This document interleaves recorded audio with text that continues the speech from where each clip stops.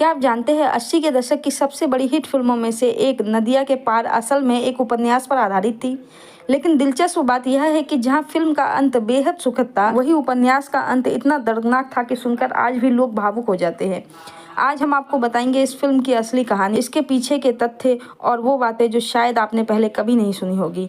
यह फिल्म मशहूर लेखक और उपन्यासकार केशव प्रसाद मिश्र जी की उपन्यास कोहबर की शर्त पर आधारित थी। वर्ष 1965 में राजकमल प्रकाशन से प्रकाशित इस उपन्यास के कुल 4 खंड थे, लेकिन फिल्म नदिया के में सिर्फ शुरुआती 2 खंडों की कहानी को रूपांतरित किया गया। असल उपन्यास का अंत बहुत ही दुखद था। गुंजा की शादी चंदन से नहीं बल्कि उसके बड़े भाई ओमकार से होती है। गुंजा चंदन की भाभी बनकर घर आती है। समय बीतता है और पहले काका की मौत होती है, फिर गांव में फैली महामारी से ओमकार की भी मौत हो जाती है। इसके बाद गुंजा अपने पिता यानी वैद्य जी के पास मायके चली जाती है। कुछ समय बाद गुंजा वापस लौटकर चंदन से विवाह प्रस्ताव रखती है, जिसे चंदन ठुकरा देता है। पहले से टूटा हुआ दिल और गहरा आघात सह न पाने के कारण गुंजा अंदर से टूट जाती है और आखिरकार उसकी भी मौत हो जाती है। यानी उपन्यास एक दर्दनाक अंत के साथ खत्म होता है। अब आते हैं फिल्म की ओर। निर्माता ताराचंद बड़जात्या जब इस कहानी को फिल्मी रूप देने लगे तो उन्होंने लेखक से इजाजत मांगी। शुरुआत में केशव प्रसाद मिश्र जी तैयार नहीं हुए। उनका कहना था कि किसी लेखक की रचना उसके लिए बच्चे जैसी होती है, उसमें बदलाव करके उसकी आत्मा को मत तोड़िए। लेकिन बाद में बातचीत के बाद गोविंद मुनीश जी ने स्क्रिप्ट लिखी और कहानी को एक सुखद अंत दे दिया।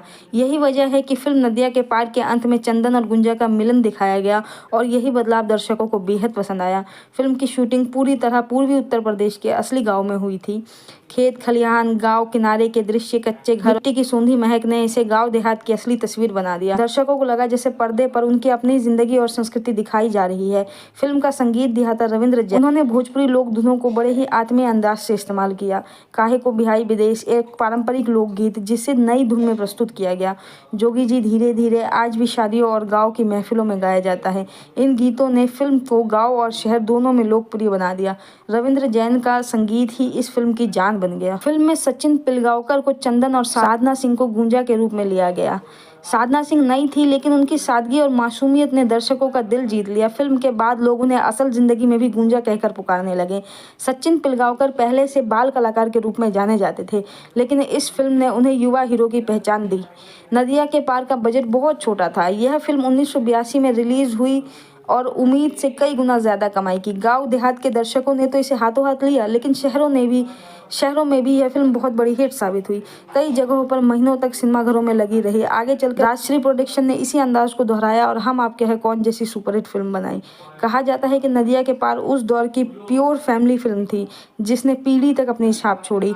अगर आपको नदिया के पार की ये अनकही बातें पसंद आई हो तो वीडियो को लाइक कीजिए, कमेंट में बताइए कि आपको कौन सा गाना सबसे ज़्यादा पसंद है और चैनल को सब्सक्राइब करना मत भूलिए। धन्यवाद।